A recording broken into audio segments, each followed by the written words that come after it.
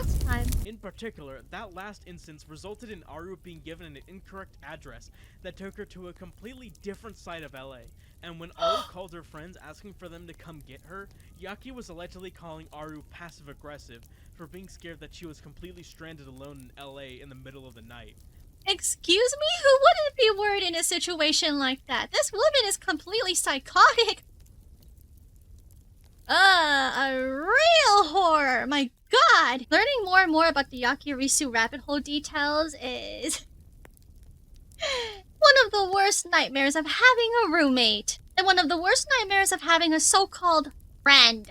Tonight we continue the reaction, so kick back and relax. And do you guys like marshmallows on a stick? Roasted marshmallows? Here, I'll just give you one before we start. Let the horror continue. Whilst we don't know if it was intentional that Aruuu was given the wrong address, it sounds like it was the worst moment in her trip to LA that was completely wasted to begin with. And that's while considering another circumstance Aruuu recounts in her own testimony, where she actually arranged plans to hang out with Yaki and Izzy in her hotel room. However, they needed to make a stop beforehand at a friend's house and told Aruuu to meet them there. Shortly after Aruuu arrived, they bounced and left to go to Alfred's house, ditching Aruuu in a house with 3 dudes she doesn't know well enough to be left at their house like that. This left Aruuu incredibly upset that the 2 people she thought of as friends would abandon her like that. And according to Aruuu, the reason they did this, as well as not letting Aruuu ride with her friends to and from places, despite being in a hotel room close to Alfred's place, as per their suggestion, is because Yaki specifically orchestrated it that way. Apparently, she did this because she thought Aruuu was being weird with wanting to find out Alfred's address. And by that, I mean she asked like a couple times if she could Uber her friends there so they could drop off their luggage at his place for the sake of convenience. And not to the insane degree Yaki allegedly tried to portray. Aruuu was thankfully able to catch an Uber to the actual location of the party, and there she confronted Izzy about why Aruuu was being excluded from everything despite the fact that she only took the trip to LA in the first place to hang out with them. It was here where Izzy revealed that much of it was because of Yaki pulling the strings and using the opportunity to talk shit about her and Fidel for the duration of the entire trip. Keep in mind that Aruuu spent money out of her own pocket to come to LA. It wasn't arranged for anyone else to pay for her to fly out. So Aruuu spends a shit ton of money to catch a plane and a hotel in LA so she can hang out with her friends, and one of her friends is deliberately barring her from doing so and talking shit about her during the entire 3 or 4 day trip. Wow, what a bitch. I normally wouldn't make comments like these, but with how things had turned out, not to mention the amount of people backing these claims up and witnessing it, this isn't a he said or she said type of ordeal. We're talking about people actually stepping forward to call her out. It's really scary to think someone like this could have ended up famous within the VTuber space, with her building connections to bigger content creators like Alfred, for example. But then again, I'm pretty sure a lot of people are like this in the VTuber space in general. They're just better at hiding it. So I caution you guys, along with my fellow VTubers, be careful of who you associate yourselves with. Now that's really shitty. Aruuu decided she had to confront Yaki about this, and Izzy pleaded with her not to, as she was afraid Yaki would ruin her friendships, reputation, and even her birthday party. Aruuu had her heart set, however, and proceeded anyway. As Aruuu explains, despite her having 3 other people tell very similar stories, when she confronted Yaki, she denied basically everything, and this resulted in a heated conversation between the 3 of them, involving yelling, crying, and emotions running high. The conversation ended with Aruuu telling Yaki, as long as you stop talking bad about me to other people, it's water under the bridge. Just please stop doing that and be honest if you don't like me, rather than bullying me. To which Yaki responded saying, Aruuu, I love you. I would never say anything bad about you. You know what's worse than a self-entitled bully? A two-faced so-called friend self-entitled bully. Doesn't that sound pretty nightmarish? I'll never understand people who operate this way, and I'll never understand how they even had people in their life to begin with. Afterwards, Yaki, Izzy, and company took an Uber back to Alfred's place, and according to Izzy, Yaki was yelling at the others in the Uber ride back about what had just transpired. After the trip, Izzy became yet another person Yaki would maliciously defame to other creators in order to dissuade them from collaborating or working with her. And this didn't stop for Aruuu or Fidel either. To quote Aruuu directly, Yaki not only poisoned the well with Alfred's friend group when it came to me, but she began spreading rumors into other friend groups that resulted in other content creators completely cutting contact with me or just being very cold and standoffish towards me after hanging out with her. I ended up having to disconnect from everything because of how badly my mental health was affected by all of this. Aruuu also confronted Alfred about the alleged role he had in the drama. A lot of Yaki's words and actions were predicated on things that she said Alfred thought, felt, or said, or that the only reason Yaki shit-talked Aruuu in a relationship was only because Alfred would ask about it. According to messages between Alfred and Aruuu, that was not the case at all, and Alfred had a really hands-off and bystandery involvement in what happened. Yaki was simply evoking his name as a way to dilute what her intentions really were, or took his words and blew them up in such outlandish proportions that they weren't representative of how he really felt at all. Making a mountain out of a molehill, in other words. Aruuu ends her story by explaining what her point of view of the fallout of their interactions has looked like. As you can probably tell with me posting this, she never stopped, and I keep hearing things being said about me that continue to be traced back to Yaki. Even just last week, she called 2 people in hopes of downplaying what she did to me, and is continuing to do to me, and told them that I constantly talked badly about her, and asked for them to give her personal details on my life. I truly believe Yaki's fixation with hurting my reputation is creepy and incredibly invasive. This kind of behavior makes me feel unsafe and uneasy. This is not normal behavior, and It's not normal behavior. What's your deal? Can't you just be flat out honest? For whatever reason why you're not liking whoever you're supposed to be friends with? Rather than obsessively trying to ruin their reputation? Why? What are you gonna gain out of it? I don't get it. I don't get it. Hopefully you guys haven't encountered anyone like this in real life. This is real horror. Seriously. And in everyday social life, this is real horror. I just wanted to go hang out with my friends and constantly was treated like someone who deserved to be excluded and isolated from invitations. When you hang out with people who you consider your friends, there shouldn't be so much mudslinging. I shouldn't have had to experience being treated badly when I was supposed to be there for a good time. Yaki lied to me, manipulated me, gaslit me, sullied my reputation in the gaming space, and completely bullied me to the point where I needed therapy. And I know she has done this to other people besides me. I just want all of this to stop. How much worse can it get? Page 3, Yohane Tsushima. I'll just give a quick warning that this section in particular deals with the subject matter such as these that you can read on screen right now.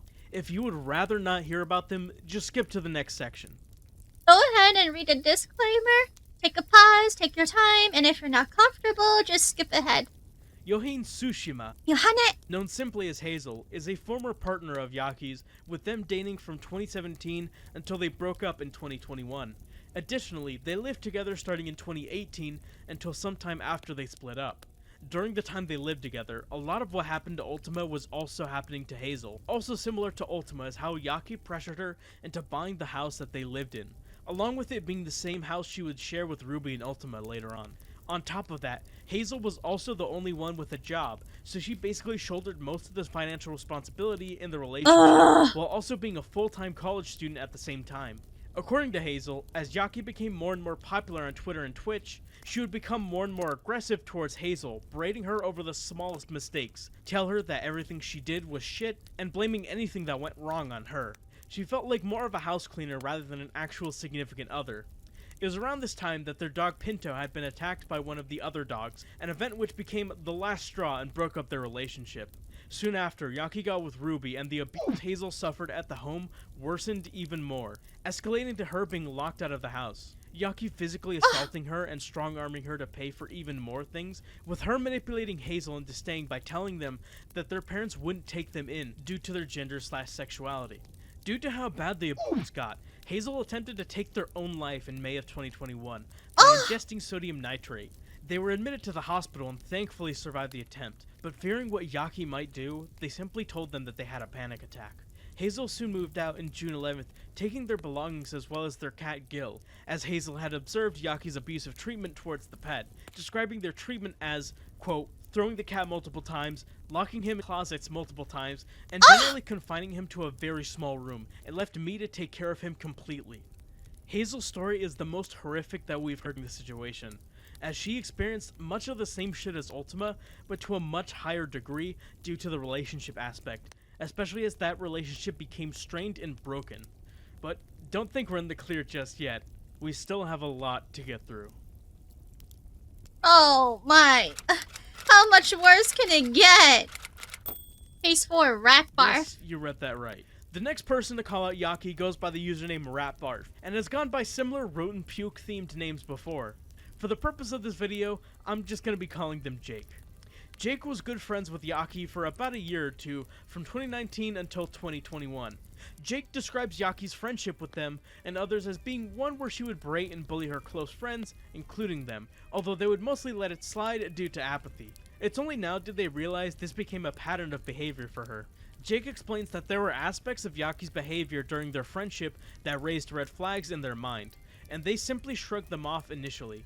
They explained how Yaki would act pretty rude to her friends and strangers, allegedly insulting them in a way that felt harsh and unnecessary. Jake explains like so. I recall times where she would call me stupid, and a pussy, often in a context that was really unnecessary. This would also apply to other people in the group. She would pick her favorites and actively avoid the rest, but hold power over our group since a lot of us were young and naive.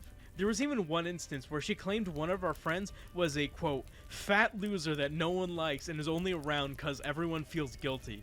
In short, Yaki was over the top in her aggression to us, and I can get at least 10 people who can verify these claims and stories. Like I said, this isn't a he said and she said type of situation. People can back it up. So many people. Not even the main point of their document either. Their friendship turned for the worst after Jake split with their then girlfriend of 2 years at the time. Jake admits that he didn't take the breakup well, threatening to take his own life, proceeding to make an attempt, and contacting his ex about it afterwards, despite being told not to. Their ex would vent about this to Yaki, since the two were close. But if we know anything from Aruu's story, it's that Yaki getting involved with relationship drama doesn't end well at all. According to Jake, despite their ex explicitly telling Yaki not to talk about this with anyone, Yaki proceeded to do the exact opposite, and began telling people a warped version of the story that painted Jake in the worst light possible, even to people neither party even knew. Yaki used this as a point of leverage to assassinate Jake's character and have him excommunicated from nearly all of his friend groups. This included shit like leaking personal information and claiming that Jake faked his attempt, because it wouldn't be content creator drama without someone claiming someone is side baiting. Yaki would claim that she never told anyone about what she had been told, but Jake was able to provide screenshots of his having to retroactively explain to his friends that the story Yaki had told them was intellectually dishonest, and then setting the record straight. Despite Yaki meddling in their relationship, Jake and his ex would soon make an attempt to mend their relationship and have become friends since then, something that Yaki was not too fond of, telling others how stupid his ex was for even attempting to do so. And even after the two made amends, Yaki still didn't drop the issue and continued to shit-talk them. Jake makes it clear that it's not so much the shit-talk that bothers him, so much as it was the dishonesty in how she presented the situation, and how she leaked information that neither party was comfortable with her doing, using it to get people to turn against Jake. While not to the same degree of shittiness, this does resemble how she acted concerning Aruuu and Fidel's relationship, like a light version of what their situation ended up being. A sign of things to come, so to speak. Before Jake concludes their document, they mention how they were witness to Yaki's abusive behavior towards their then partners, specifically mentioning an anecdote in which Yaki yelled at her partner while on call so harshly that they started crying and forced them to explain to everyone that it was okay. I'm not sure if this was Hazel, and this claim is simply anecdotal, so take that as you will. But to say it tracks would kind of be an understatement. How much worse can it get? Why am I even asking that question? Case 5. Mahado's story has some similarities to part of Ultima's story, as he was commissioned by Yaki to edit a video for her on her YouTube channel. And similarly to Ultima, Mahado's story working with Yaki was very poor. In 2022, Mahado had the opportunity of working with Yaki as an editor for a video, which he was happy to work on as he saw it as an opportunity to grow as an editor.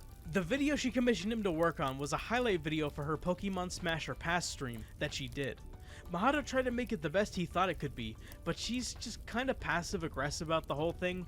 I mean, I say that, but these messages just kind of have this tinge of unprofessional sourness. She's just kind of shitting on Mahado for not being able to read her mind and know exactly what she wanted. That's why the communication between commissioner and the person you're commissioning is very important. If you have specifics, you should be the one to list them out for them. It's not that hard. Do you expect them to be psychic? Bratty commissioners. Seriously. And when working with an editor, you have to give that sort of leeway.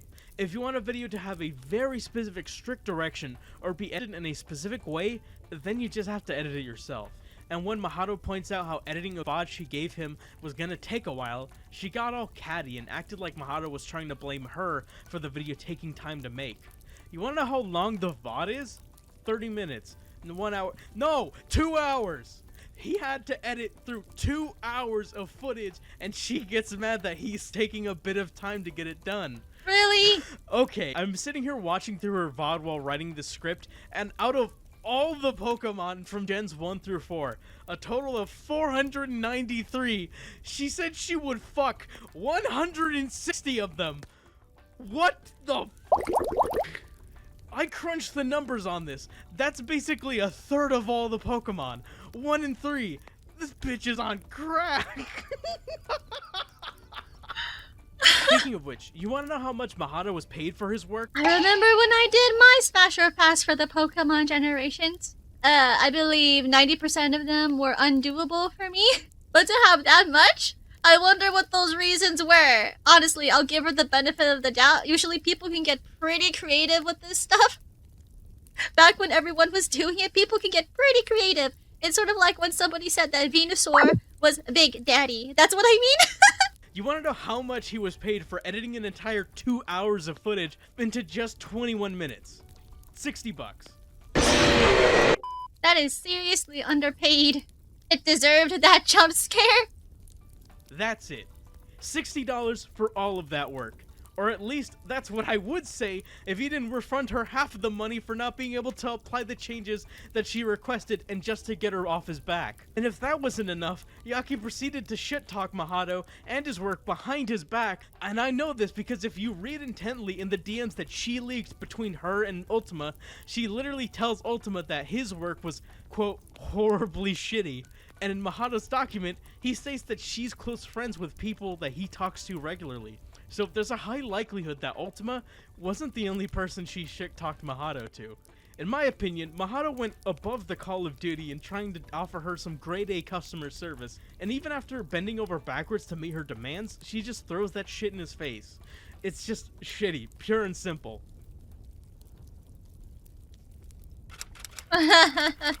It's just going to get worse, isn't it? Case 6. Whenever a public figure is facing public backlash due to allegations being made against them, claiming said figure to be a reprehensible human being, it's always best to respond to such allegations calmly, in the correct tone, and with a deep understanding of what the controversy is centered on. We've seen dozens of YouTubers fail in this regard, by focusing more on their cute pet, or with whataboutisms that leave the audience unconvinced. As such, it is infinitely better for public figures to wait out the shitstorm on social media, calm down, take the proper amount of time needed to release a response that effectively refutes the claims made against them, or address them in the appropriate manner.